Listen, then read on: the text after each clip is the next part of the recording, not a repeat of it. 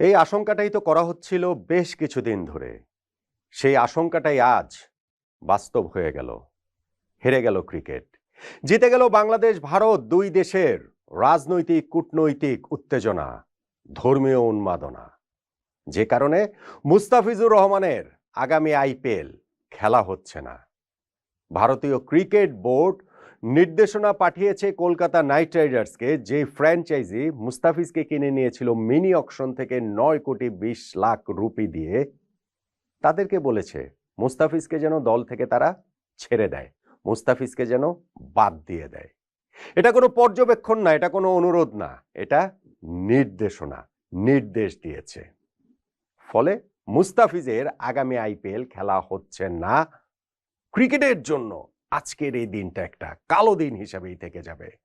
দুই দেশের coat unquote বড় বড় মানুষের স্বার্থের বলি হয়ে সাধারণ মানুষের আবেগটাকে কাজে লাগিয়ে ক্রিকেটকে এরকম একটা দিন দেখতে হলো, যার প্রভাব শুধুমাত্র মুস্তাফিজকে আইপিএল থেকে বাদ দেবার মধ্যেই কি সীমিত থাকবে, নাকি এর প্রভাব আরো সুদূর প্রসারী হয়ে যেতে পারে।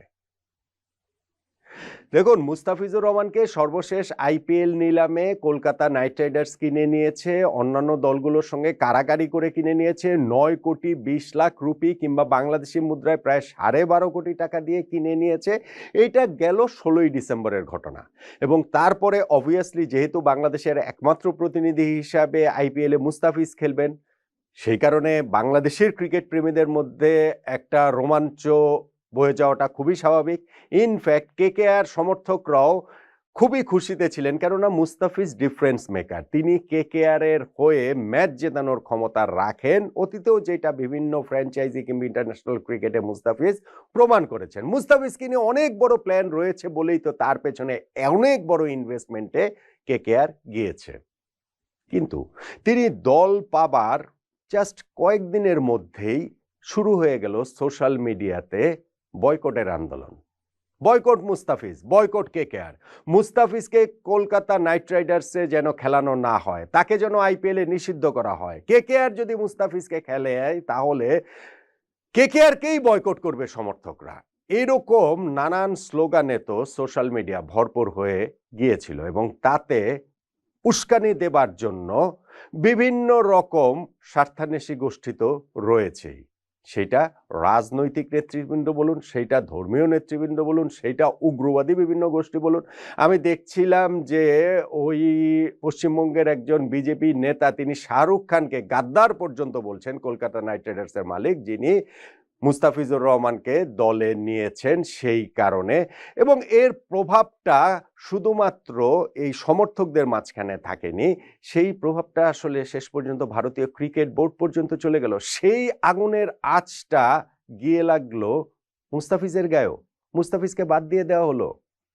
হ্যাঁ, ভারত বাংলাদেশ দুই দেশের মধ্যে এখন যে সম্পর্কের জায়গা, সেইটা খুবই টেন্স, খুবই উত্তেজনাপূর্ণ অবস্থায় রয়েছে। রাজনৈতিক কারণ, কূটনৈতিক কারণ, সঙ্গে এখানে ধর্মীয় সংখ্যালঘুদের উপর সহিংসতার বিভিন্ন ঘটনার প্রেক্ষাপটেও স্পেশালি মুস্তাফিজকে 16ই ডিসেম্বর তো ওই আইপিএল এর নিলাম থেকে নেওয়া হলো। 18ই ডিসেম্বর বাংলাদেশের ময়মনসিংহের ভালুকায় একটা ঘটনা ঘটেছে, যেইখানে দীপুচন্দ্র দাস নামে একজন পোশাক কারখানার শ্রমিককে ধর্মীয় অবমাননার দায়ে পিটিয়ে হত্যা করা হয়, এরপর তার লাশ গাছে ঝুলিয়ে পুড়িয়ে দেওয়া হয়। সেই ঘটনার ব্যাপক প্রভাব ভারত জুড়েই ইনফ্যাক্ট পড়েছে, এবং সাধারণ মানুষের মধ্যেও পড়েছে অবভিয়াসলি। এবং দুই দেশের মধ্যেই সম্পর্কের মাত্রাটা এমন একটা জায়গায় গিয়েছিল যে ভারতে পর্যন্ত মানুষ মেরে ফেলা হয়েছে বাংলাদেশি পরিচয়ে, যে সন্দেহ করা হয়েছে যে তিনি বাংলাদেশের। বিভিন্ন জায়গায় বাংলাদেশিদের ওইখানটাতে স্ট্রাগল তো করতে হচ্ছেই, কিন্তু এই যে মানুষ পর্যন্ত তারা ভারতীয়কে মেরে ফেলেছে যে বাংলাদেশি পরিচয় সন্দেহে। কিন্তু সেটার প্রভাব ক্রিকেট পর্যন্ত চলে আসলে তাহলে আর কিভাবে হয়? আমি এর আগে মুস্তাফিজকে নিয়ে ভিডিও করেছিলাম, সেইখানে বলছিলাম যে সুবুদ্ধির যেন জয় হয়, সবার যেন সেই সুমতির জায়গাটা হয়, ক্রিকেটটাকে খেলাটাকে যেন এর বাইরে রাখা হয়। স্পেশালি যখন আপনি হিসাব করবেন যে বাংলাদেশ জাতীয় ক্রিকেট দল তো ভারত সফরে যাবে টি-20 ওয়ার্ল্ড কাপ খেলার জন্য। সো সেইখানটাতে আসলে কি হবে? বাংলাদেশ কি ভারত সফরেও কি যাবে না? ভারত কি বাংলাদেশকেও আতিথ্য ওইখানে জাতীয় দলকেও দেবে না? টি-20 ওয়ার্ল্ড কাপে কি তাহলে বাংলাদেশ ওইখানে ওয়েলকাম না?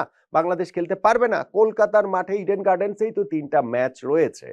ফলে যদি বাংলাদেশ গিয়ে খেলতে পারে, মুস্তাফিজুর রহমান ভারতীয় ফ্র্যাঞ্চাইজি লিগ আইপিএলে একটা ফ্র্যাঞ্চাইজির হয়ে খেলবেন, তাতে সমস্যার জায়গাটা কোথায়? এবং দিন দুয়েক আগে আমরা দেখছিলাম ভারতীয় ক্রিকেট বোর্ডের একজন কর্মকর্তাকে উদ্ধৃত করেছিল ইনসাইড স্পোর্ট নামে একটি গণমাধ্যম, যেইখানটাতে তিনি জানিয়েছেন যে কেন্দ্রীয় সরকারের সঙ্গে এখনকার এই স্পর্শকাতর অবস্থা বাংলাদেশ ভারতের মধ্যে, সেইটা নিয়ে তাদের যোগাযোগ রয়েছে, তবে কেন্দ্রীয় সরকার থেকে তারা ওইরকম কোনো নির্দেশনা পাননি যে বাংলাদেশি ক্রিকেটারদের ব্যান করতে হবে, এবং বাংলাদেশ তো ভারতের শত্রু রাষ্ট্র না, এই কথাটাও তিনি বলেছেন, এবং সেইটাতে কিন্তু আমরা অনেক বেশি আশাবাদী হয়েছিলাম।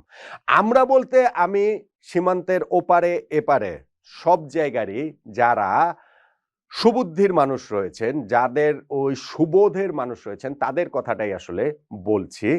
কিন্তু আজকে ভারতীয় ক্রিকেট বোর্ডের সেক্রেটারির এই দেবাজিৎ সাইকিয়া তার একটা কোট দিয়েছে ভারতীয় গণমাধ্যম এএনআই কে। তিনি বলেছেন গুয়াহাটিতে একটা প্রোগ্রামে, সেইখানটাতে তিনি বলেছেন যে কলকাতা নাইট রাইডার্সের কাছে নির্দেশ দেওয়া হয়েছে ভারতীয় ক্রিকেট বোর্ড থেকে মুস্তাফিজকে যেন তারা ছেড়ে দেয়, এবং চাইলে মুস্তাফিজের জায়গায় অন্য কাউকে রিপ্লেসমেন্ট হিসাবে তারা নিতে পারে।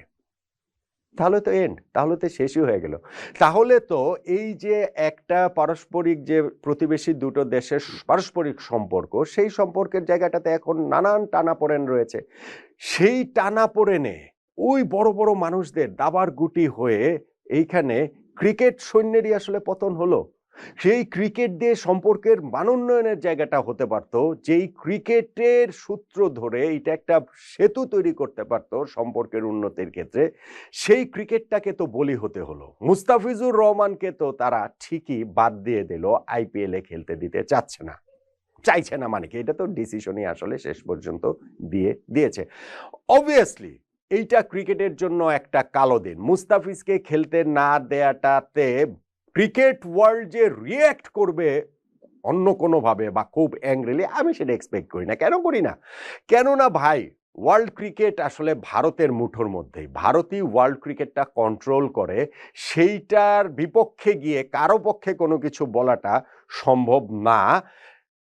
আমার যেটা ভয়ের জায়গা বা আশঙ্কার জায়গা, যে ঘটনাটা কি এইখানটাতেই শেষ হবে, নাকি যারা স্বার্থান্বেষী রয়েছে, যারা এরকম ঘটনা থেকে ফায়দা তুলতে চায়, যাদের এক ধরনের বিজয় হয়েছে, সেই যে রাজনৈতিক সহিংস উগ্রবাদী যারা রয়েছেন, তাদের একটা বিজয় তো হয়েছে না, যে মুস্তাফিজুর রহমানকে আইপিএলে খেলতে দেয়া গেল না। এখন এই ঘটনাটাকে উস্কে এই ঘটনার আগুনে ফু দিয়ে সেইটাকে দাবানল করে ফেলে যদি ব্যাপারটা আরো অনেক বড় হয়ে যায়, যদি এখন বাংলাদেশ ক্রিকেট বোর্ডের এইখানটাতে বাংলাদেশ সরকার ইনভলভ হয়ে যায়, যদি বাংলাদেশ সরকার বাংলাদেশ ক্রিকেট বোর্ডকে সেই নির্দেশনা দেয় যে ঠিক আছে, আমাদের ক্রিকেটারকে ভারতের একটা ফ্র্যাঞ্চাইজি লিগ খেলতে দিল না, তারা দলে টেনে নিয়েও তাকে এইভাবে বাদ দিয়ে দিল, আমরাও ভারতীয় ক্রিকেটকে বাদ দিয়ে দিলাম, আমরাও ভারতে টি-20 ওয়ার্ল্ড কাপ খেলতে যাব না, এরকম করলে আসলে কি হবে? আমি এটা করতে বলছি না, প্রশ্নই ওঠে না। মুস্তাফিজকে যেমন বাদ না দেবার কথাই বলেছিলাম, এইখানেও সেটা বলছি, কিন্তু আমি যেটা বলছি, আমার যে আশঙ্কার জায়গা, সেইটা হচ্ছে এই স্বার্থান্বেষী গোষ্ঠীটা তো সবসময় থাকে, সব জায়গায় থাকে, সব দেশেই থাকে। সো বাংলাদেশের উচ্চ মহলে যারা এই ঘটনাটাকে, আমি শুধু ক্রিকেট বোর্ড বলছি না, ক্রিকেট বোর্ডের চেয়েও বড় জায়গায় যারা রয়েছে, তারা যদি এই ঘটনাটাতে জল ঘোলা করতে চায়, তাহলে আসলে কি হবে? তাহলে তো বাংলাদেশ ক্রিকেটটাই বড় একটা প্রশ্নের সামনে পড়ে যাবে না? বলেন তো দেখি। সো মুস্তাফিজুর রহমানকে আইপিএলে খেলতে দেওয়া হয়নি, তাকে দলে নেওয়ার পরও এইভাবে তাকে বাদ দিয়ে দেওয়া হলো। সেইটা আমি মনে করি যে আইপিএলের জন্য, ভারতীয় ক্রিকেটের জন্য একটা লজ্জা। সেইটা যে যেভাবেই দেখেন না কেন, যেইভাবেই দেখেন না কেন, সাধারণ মানুষের ক্ষোভ, দুই দেশের মানুষের উত্তেজনা, ধর্মীয় কারণে বিশেষত যেই একটা উত্তেজনাকর পরিস্থিতি রয়েছে, যার প্রেক্ষাপটে আমি বললাম যে না, বাংলাদেশে যেই ঘটনা ঘটেছে সেইটাও ঠিক হয়নি, ভারতে যেই ঘটনা ঘটেছে বা ঘটছে সেটাও আসলে ঠিক না। কিন্তু এই সুবুদ্ধি আসলে কতজনের রয়েছে, কত পার্সেন্টের রয়েছে? এখন তো পুরো পৃথিবী ক্রমশ সেই নষ্টদের অধিকারেই চলে যাচ্ছে, নষ্টদের দখলেই চলে যাচ্ছে। সেই নষ্টদের উল্লাস মঞ্চে দাঁড়িয়ে যদি বাংলাদেশের তরফ থেকে জাতীয় দল নিয়ে টি-20 ওয়ার্ল্ড কাপ ঘিরে ওই রকম বড় কোনো সিদ্ধান্তের জায়গা আমাদের ক্রিকেট বোর্ডেরও উপরের তরফ থেকে আসে, সেটা কিন্তু আরো খারাপ হবে, ভীষণ ভীষণ রকমেরই আসলে খারাপ হবে। মুস্তাফিজকে আইপিএল এর দল থেকে বাদ দেবার যে নির্দেশ ভারতীয় ক্রিকেট বোর্ড দিয়েছে এবং যেটা আসলে ঘটতে যাচ্ছে, সেইটা ক্রিকেটের কালো দিন হিসেবেই থেকে যাবে। কিন্তু আমি মনে করি যে সেই কালো দিনটা যেন ওই পর্যন্তই থেকে যায়, বাংলাদেশের এই জায়গাটাতে অন্য কাউকে যেন জল ঘোলা করতে দেওয়ার সুযোগ না দেওয়া হয় দুই দেশের প্রেক্ষাপটে। ওইটুকুর প্রত্যাশার জায়গায় শুধুমাত্র আমরা করতে পারি।